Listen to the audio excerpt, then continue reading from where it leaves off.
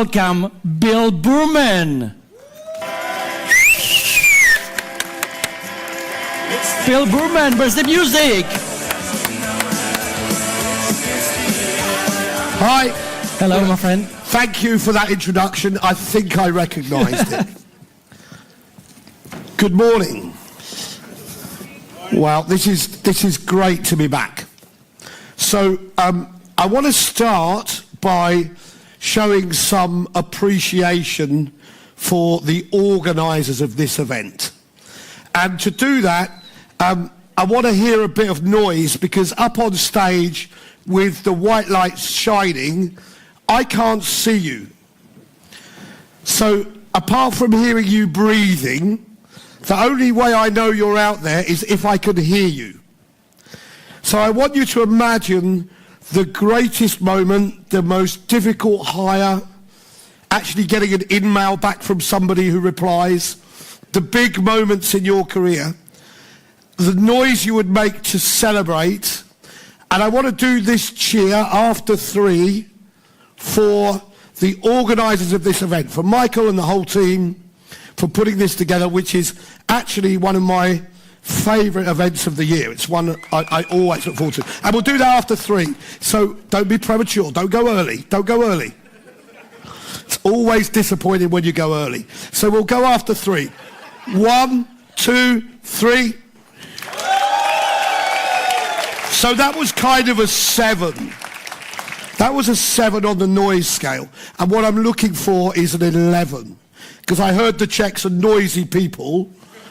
Or is that only with beer? I don't know. So imagine you've had a few beers and make a proper 11. 1, 2, 3. That's cool. You're definitely up there. You weren't clapping, by the way. I'm kind of disappointed. I'm watching. I have you in my sight. So, first of all, my name's Bill Boorman. My background is I'm a recovering recruiter. So for a lot of years, I ran agencies, I then worked in-house, and my mission was to get people hired into jobs. So while I work, and now I work with technology companies, I work with global organizations like Oracle, and Naspers and Cisco, BBC, KPMG, organizations like this on 2 things, technology and method. How do we get people hired strategically? How do we do that? But my focus is on 2 things, which is why I'm really excited to do this talk to you today. One is getting people hired and meeting the numbers and meeting the company objectives. But more importantly, which I think has to be an individual mission for everyone, it's a message I'm trying to take out, is how do we make hiring better for the people it affects the most? How do we make recruiting better, and how can I contribute? And sometimes that's on a big scale if you're strategic. That we very often talk about the technology in that discussion. How do we make candidate experience better by changing an ATS or a website or a career site?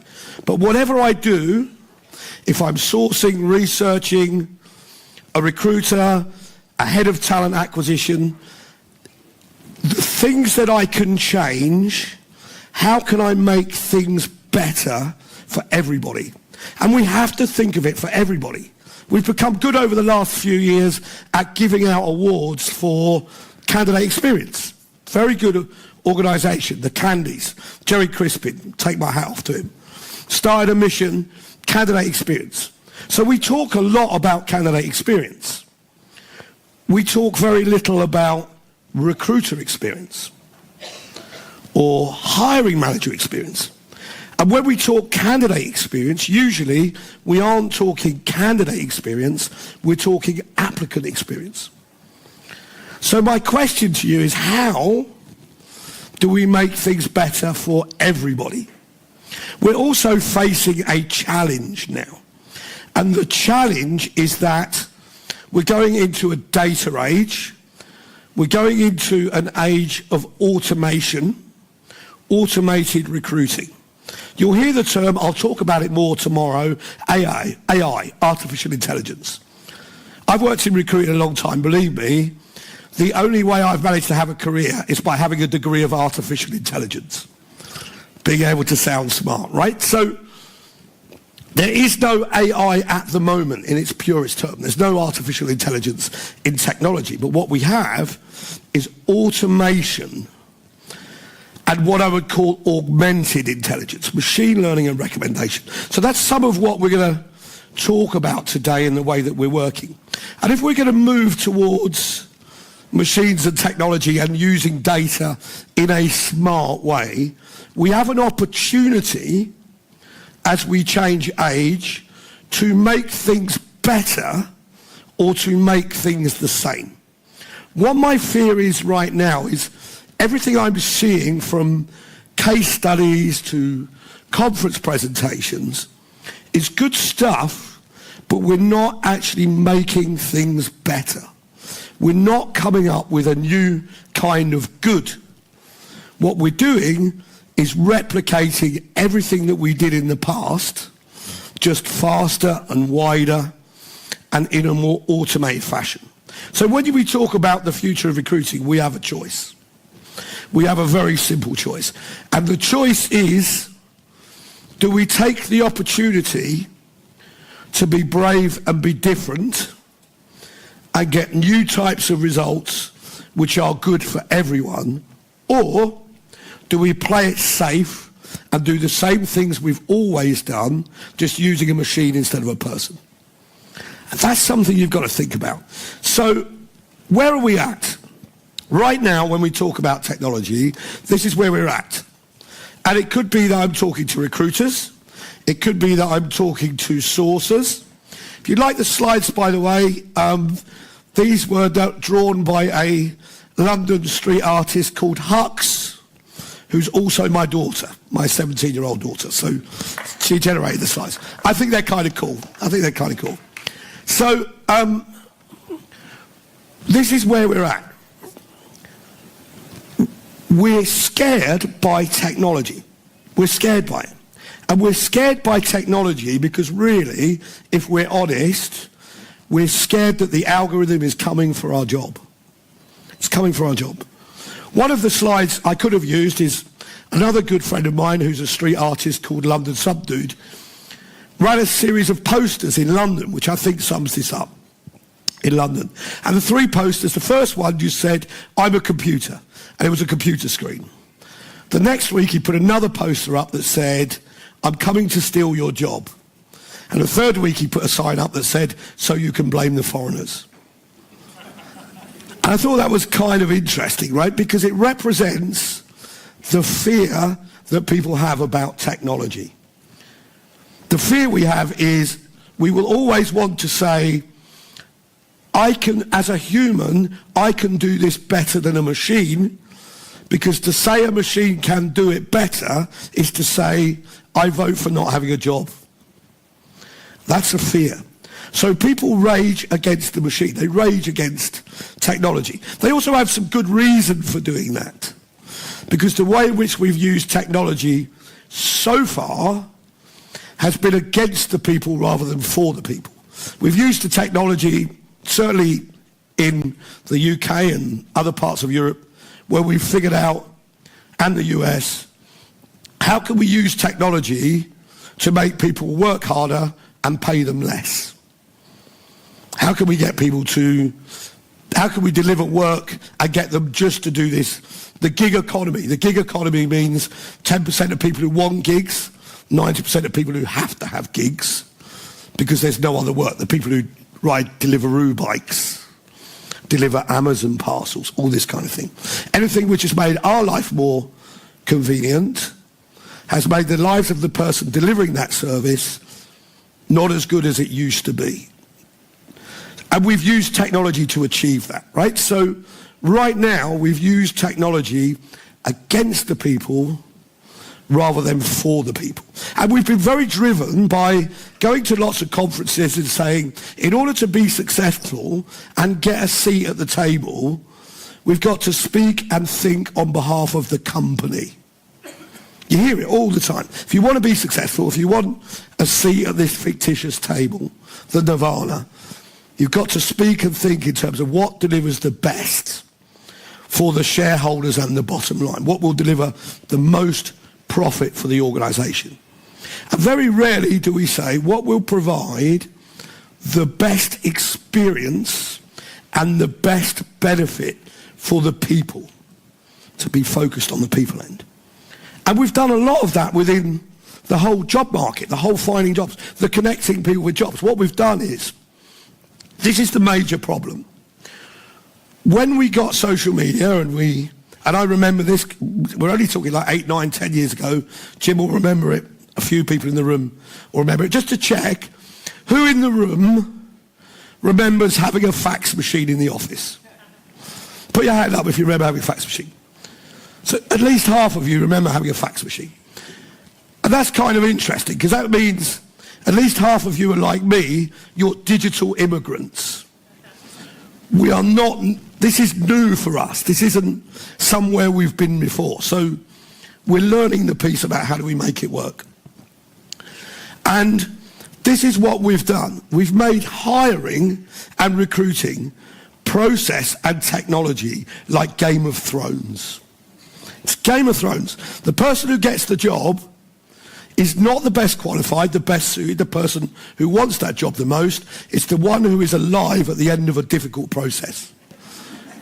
We've used technology to put as many steps and as much difficulty to divide people on both sides of the equation. How can we keep people who are recruiters and hiring managers away from people who want jobs for as long as possible? By putting as many steps in the way. And that's really how we've built technology. And this is the reason we've done it. It's a myth to say recruiters are marketeers. It's a myth. Recruiters are not marketeers. Marketeers are marketeers. Recruiters are recruiters. We have to learn and adopt marketing principles into recruiting, but our focus has to be on the hiring process, not the attraction process. And because we've spent most of our time and most of our money top of the funnel in talent attraction, it's where we spend most of our money on time, attracting people to apply. What we've done is turn our organisations into magnificent shit magnets. We have become spectacular at attracting people who will never ever work for us. Unqualified, unsuitable, no desire to take the job. So our problem isn't attracting people. It's not an issue. The problem is, how do we connect with the right people? How do we shift through automation that top of the line process to the bottom of the line process? And we won't do it by trying to automate old practices, the ways of the digital immigrant, right? Because that's what we've done. I remember starting out in recruiting, if I wanted information or data from you, you had to give it to me. You had to fill in a form and physically give it to me. And then I'd put that in a filing cabinet, and I'd keep it in a filing cabinet for 7 years. The reason I kept it for 7 years is not because 7 years were useful, but because the law said that's what I had to do. I was driven by compliance. It's the way that once we started getting technology, we built ATSs for compliance and information storage, not information use. We never thought of it as anything other than transactional software. It was about this job, you apply for it, we measure you, 99% of the time we reject you, and then the relationship is over. That is the way in which we built the ways in which we work. How do we use technology as a barrier? So as a result, people rage against the machine. They get suspicious. We get concerned. Matching software is a classic example. I work with a matching software company, and the way in which organisations decided whether to use matching technology, whether to buy the technology and deploy it or not, was this. They would take 1,000 CVs and 100 jobs, and they'd take their hit squad. They'd say, let's take our 20 best recruiters and get them to match people to jobs and produce a shortlist. Then what they said is, let's put those same CVs and those same jobs through the matching machine and see what it spits out. And what it's spitting out, if the shortlist produced by the people looks like the shortlist that was produced by the machine, they said, that's a good software. That's good, because it gives us the same results, just quicker and higher volume. So if we have 100 recruiters and we use matching software, we can fire 80 of them and have 20.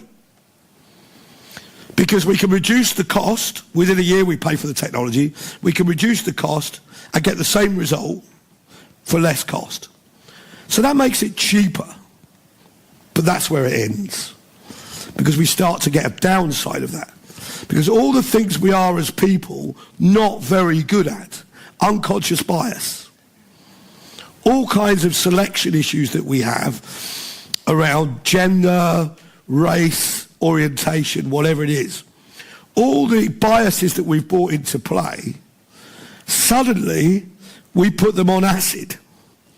We speed it up and we can be more biased in more places much quicker over a wider period of time. So we don't really make things better. We might make it faster, more volume, but we make our situation worse. Because what we're trying to do is get a machine and the process to do what we do as humans. And the human bit has failed. So if we accept that, and we think we can do better, we should be looking at matching software that gives us a list that looks completely different to that was generated by people, that select people on a different criteria. And we already know when we talk about jobs of the future, we're going to have to start applying different criteria to the ones we did in the past. I still go to organisations where people are trying to hire Java developers and they're looking at CVs for spelling mistakes and saying, let's reject this candidate because their picture isn't very good. Or this Java developer did a terrible video interview. Rather than saying, let's just give them some stuff to code and see what happens. Let's have a conversation about Java. Let's accept, I don't care if you can't spell with letters. What I bother about is, can you spell with numbers? I don't care if you can't speak English. I really care if you can't speak Java. That's my issue. So if we use old selection technique in technology, we're not going to make things better. Which means we need a new kind of good, right? Because this is where we're at. Algorithmic anarchy. We're allowing technology to make decisions for us. And we're looking to hide behind that technology. So when I started out in recruiting, it was very simple. I've been lucky in this age in that I've always worked with data. We just never called it that. We used to call it numbers. So when I ran a recruiting business, at the end of the day, we'd have a conversation. And you'd record every activity with old-fashioned technology. It was called a pen. You'd have a pen and a piece of paper, and every time you made a phone call, you sent a CV, or you arranged an interview, you'd draw a line and you'd make a 5-bar gate. And at the end of the day, I'd sit down with Jim and I'd say, well, Jim, what have you done today? And Jim would say, I've made 15 calls today and I've sent 10 CVs and I've arranged 3 interviews.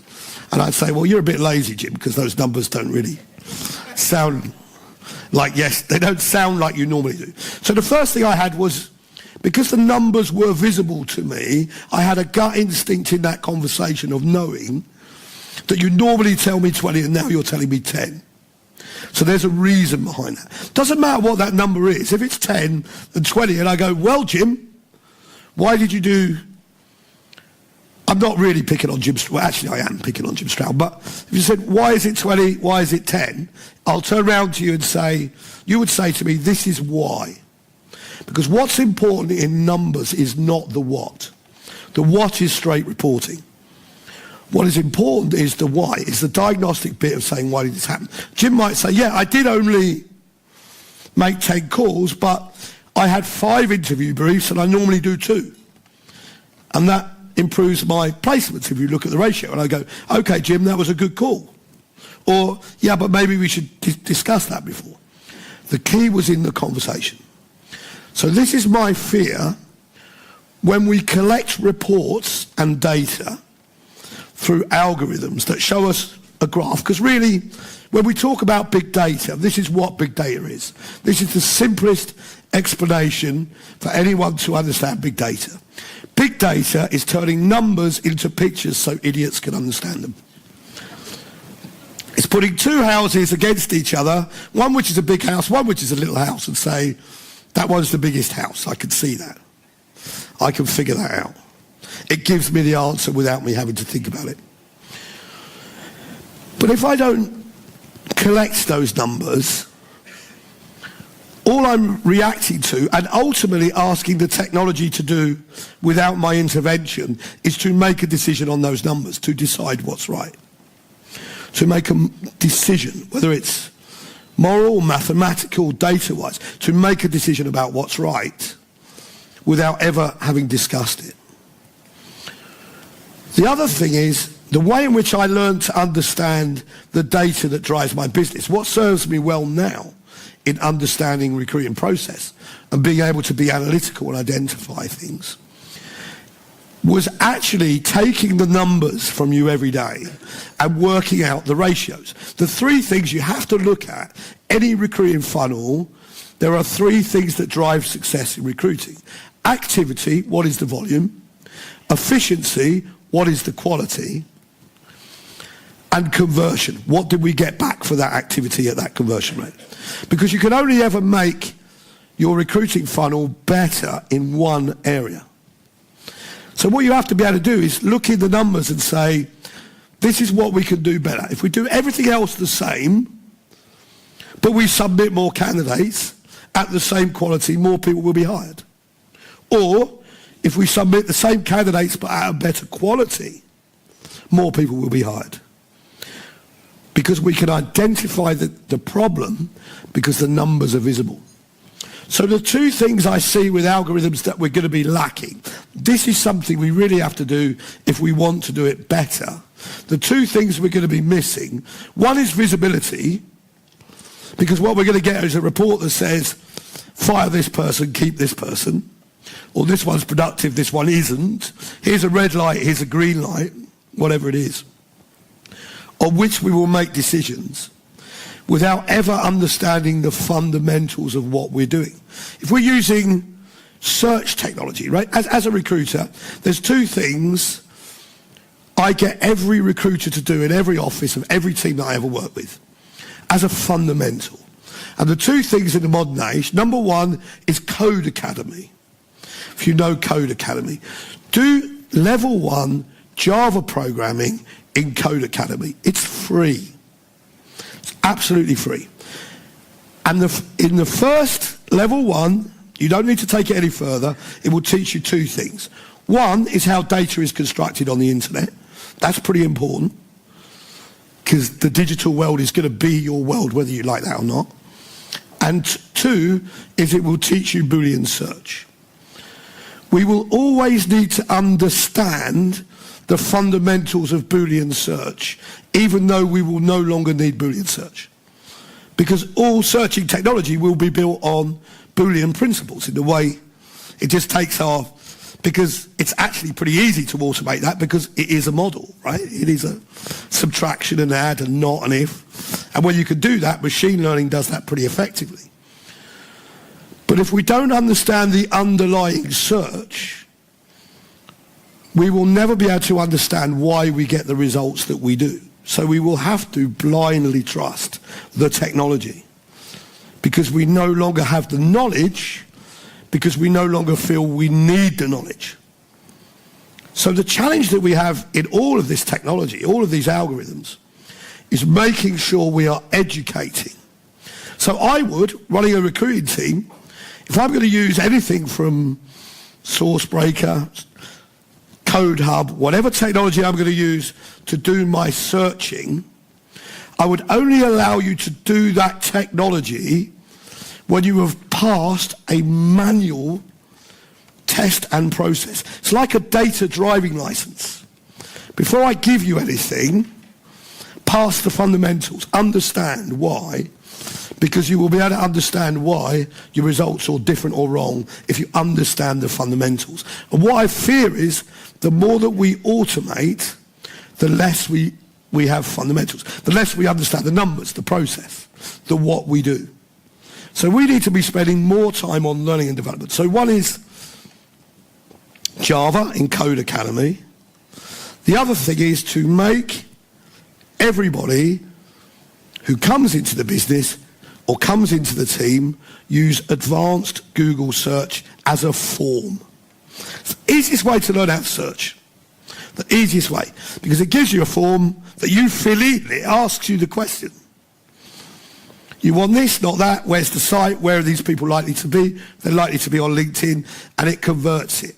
By making people use advanced Google search for 1 week, they learn the fundamentals of and, not, or, and all of that goes into their future capability to search. And they may never write a string again. But if they understand how a string is constructed, they can understand why they have a problem. And they can change the algorithm. Because equally, we need to believe in the technology, but not blindly trust the technology. We need to be able to understand why it gives us the results that we don't want, why it makes the decisions. So think about your business, whatever technology we're using, what should be the data driving licenses? What are the things where we should teach you the fundamentals before we allow you the tools? Because tools are sexy, right? Kind of. Jim and I have made a living telling people about things which wow them and make them think we're wizards, because we go, wow, look, we can do this thing. Start using it, it will disappear next week, but it's very cool right now, right? Made a living out of that kind of stuff. Because tools are sexy. Process isn't. But process is what makes a difference. So are we still teaching and understanding the fundamentals of how people are getting hired? And are we looking at it from a people point of view? So, because this is the one thing we also know. People are slaves to technology. Slaves to technology. Everyone is chained to their mobile device. From when they go to bed at night to when they wake up in the morning. Once you start monitoring that kind of stuff on apps, we're spending hours checking in, looking at stuff, doing these things, right? And the great thing about that, from a hiring point of view, is every time we do something digitally, we leave a digital footprint. And when we leave a digital footprint, you can follow those steps back. It's like leaving breadcrumbs. You can say, right, okay, for someone to apply for this job from this place, these are the bits of content they looked at. This is what they responded to, this is what they did, this is what worked. I think you've got Click IQ here. If you look at their technology, that's what it does. It tracks the footprint and the path to say, these are the decisions, this is how we need to change your advertising. And when you think about that kind of stuff, we're slaves to our technology. So if you want to know the reason you should be serious about mobile, this is the most important story I ever learned about mobile technology. In European business design, when you build a new modern building, you have to provide as many toilets, bathrooms, translate for the Americans in the room, you have to provide as, I don't understand why they call it bathrooms. You ever seen a bath there? So you have to have as many bathrooms for females as men. Why? Does the data tell us that men's bathrooms habits have changed? No. It tells us they all want to sit down and check their phone. That's what it is. That's the reality. The people we are messaging always think of this. If I'm trying to reach you or get you to do something or give you to call to action, you are sitting in the most important room in the house. That's the reality. And I've got to break through, I've got to distract you while you're doing that. So you don't go looking for the paper or whatever. I've got to get your attention, right? Think about it. How do we do that? We are slaves to technology. So what being slaves to technology tells us is the patience threshold for irrelevant interruption is very small. We live in a Tinder society, right? We swipe most things left. It is left for reject, isn't it? Tinder, anyone? I can tell who knows. I'm looking for the nods. So, think about it in a reject society. Jim talked about that being done in an automated way, in measuring scores, which is exactly right. People are never going to get our messages if we're not extremely relevant, but respecting privacy.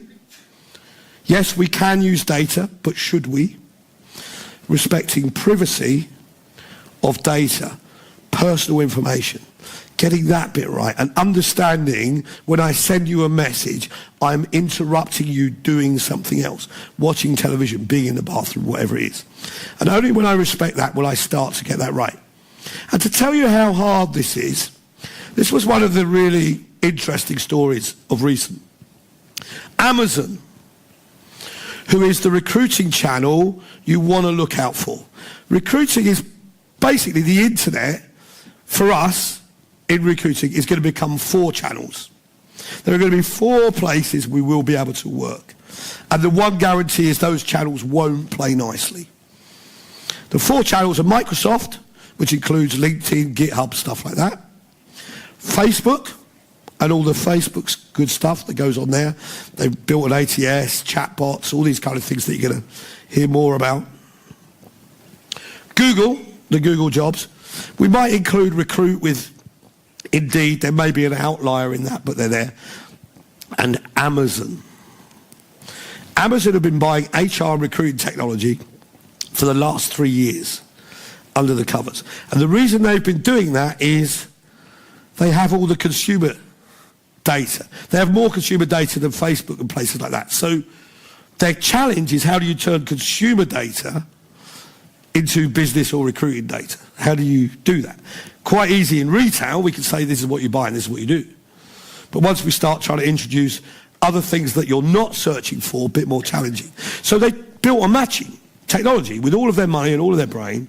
They built a matching technology based on people that they hired historically in technology roles. And this is what they built. And I knew about it because my daughter sent me a message the day I was speaking at a conference. She sent me a message. She said, "You'll never believe what's on the news, Dad." I said, "What's that?" She said, "Jeff Bezos has built a misogynistic selection machine. Jeff Bezos has worked out how to automate the rejection of women based on an algorithm for a job." And when you looked into it and said, why is that? There was 2 reasons. One was consumer data was different. The other one was, as humans, they weren't very good at hiring women. So as a machine, they were even worse because they could do it on scale. And so they pulled it. It was very public. They had to go out and say, "We built this matching machine, it doesn't work. It discriminates against people." And most of what we've tried to do, because we've gone about it the wrong way, has created discrimination through algorithm. Now, whether you remember, Sony tried to create a Twitter bot and said, learn from all the people in the Twitter sphere and behave like them. Copy them and send tweets out like that. Nice idea, pretty cool. Within 15 minutes, it was a racist. It learned from all the other racist tweets and said, let's be like all the other people and start sticking racist stuff out there. And they had to pull it down straight away. Because if we're using historical data, we're using data which we know is imperfect.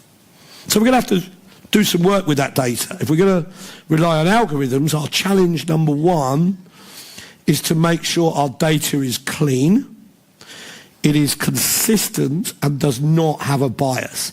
And because all of our data in hiring will have biases of old, we are going to have to force that. It's not going to be a natural selection. It isn't even a case of doing what lots of tools do in things like assessments, saying, let's take our top 10% of high performers and let's use that as the benchmark. Because if most of our high performers are from the same race or the same gender or the same background, because that's what we've always done and we've always hired, guess what? The algorithm, that's what it's going to recommend. So what we learned from Amazon is having all the data isn't enough. That's just the beginning. The data has to be clean, And we're going to have to decide on new outcomes, a new type of good. What would be a good outcome that we have never seen before? And how can we achieve that from the data that's available? So I think that's the real challenge.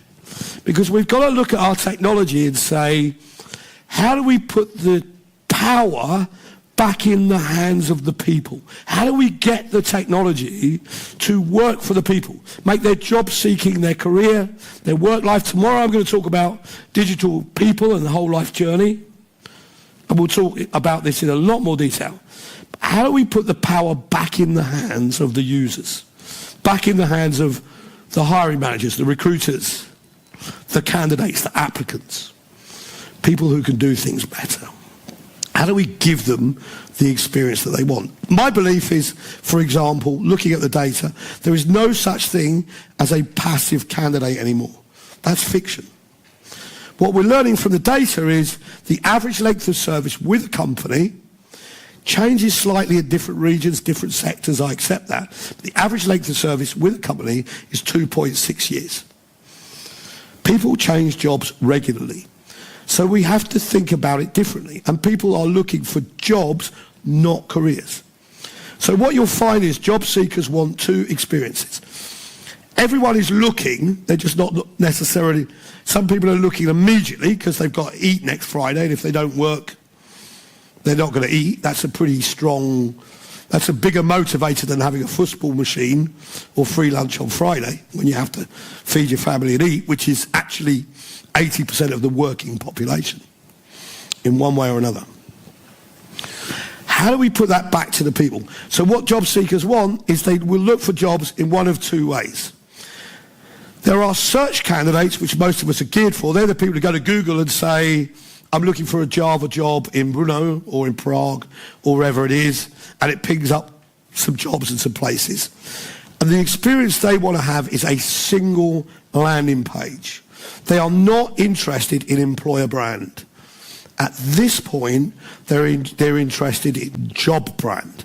Because what they want to do is make a decision on that job. Do I apply for this job or not? They will not look at Glassdoor. They will not look at review sites. They will not look at your employer brand until after they've applied. So employer brand is not front end, it's back end. Their decision is, I've applied for 4 jobs. What's my order of choice? That's when they look at Glassdoor. That's when they look at employer brand.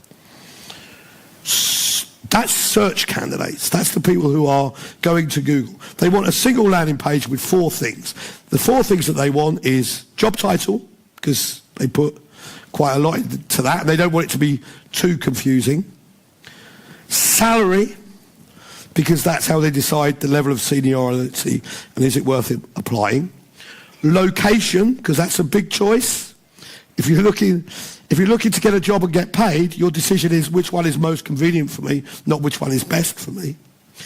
And the single biggest one that people want, which very few people provide, is disqualifiers. They're not worried about qualifiers. You need to have X, Y, Z, or this is why we're great, or aren't we fantastic? We have Dress Down Friday, everyone. Woo. Employer bland, not employer brand.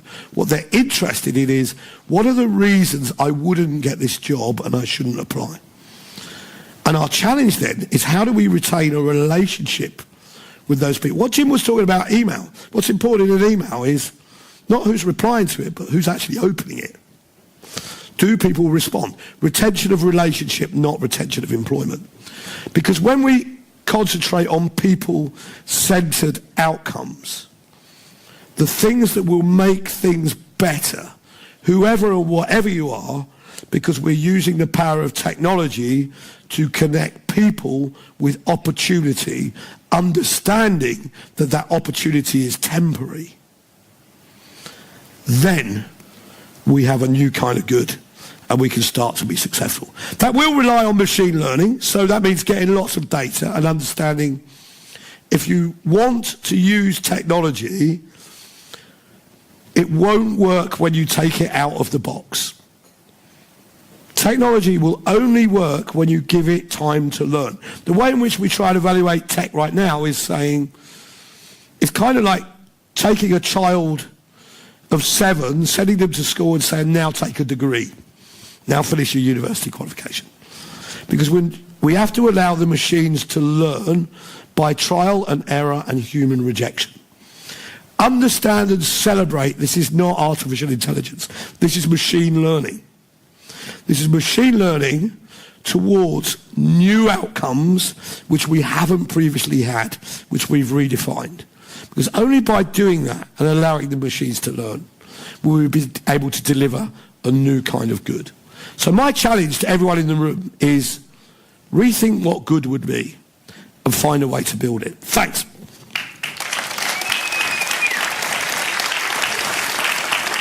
Some noise for Bill Boorman.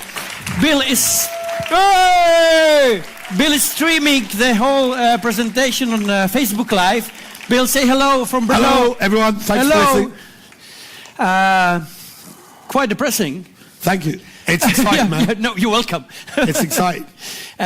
We can run some small contest. If some of you will be able not to touch the phone at the end of the conference today, he will have a drink from me and Bill in the after party. Not me.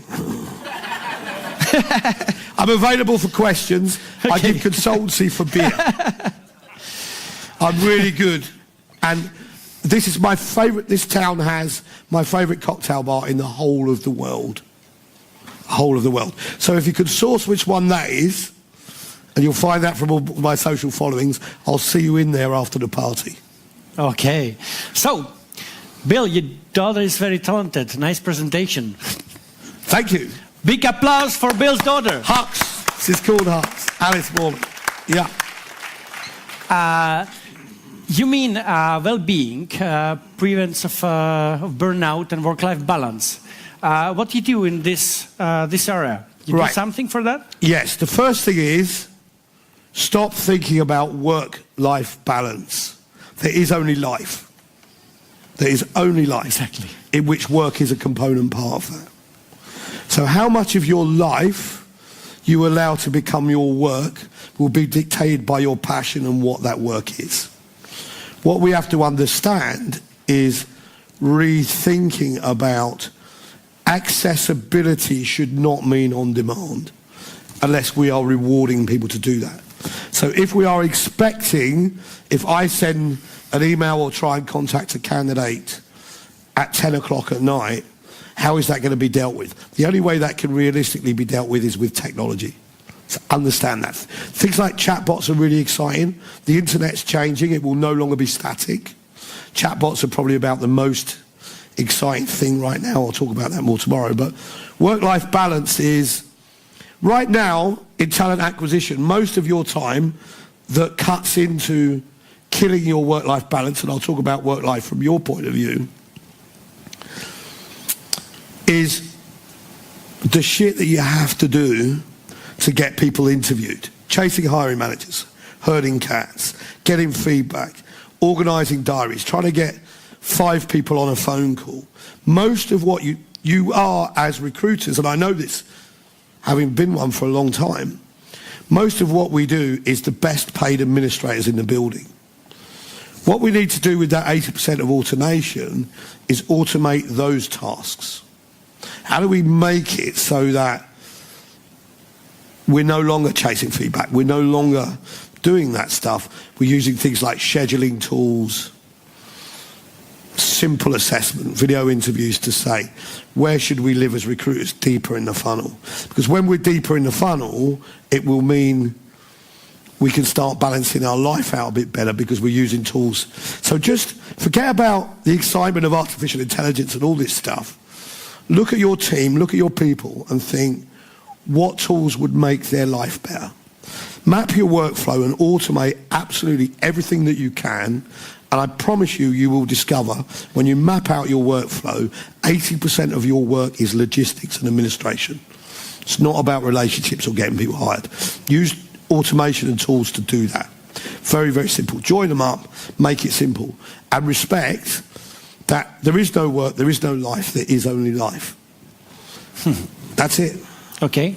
The last question is a bit philosophical. What is your new kind of good? Well, it's my new kind of good. I'd start with universal wage, if you want to know that. I think that's That's pretty cool for me. Power to the people and all that. I think really it's how do we respect what people want and give them the opportunity to have careers. I think there's three things we're going to have to do that. Number one is we're going to have to understand, I'm going to talk about it in a lot more detail tomorrow, as recruiters, we work in HR, human resources. Stop this argument. It's all part of the human experience in which we are at the top end introducing people into that. We need to work closer with understanding what the people respond to.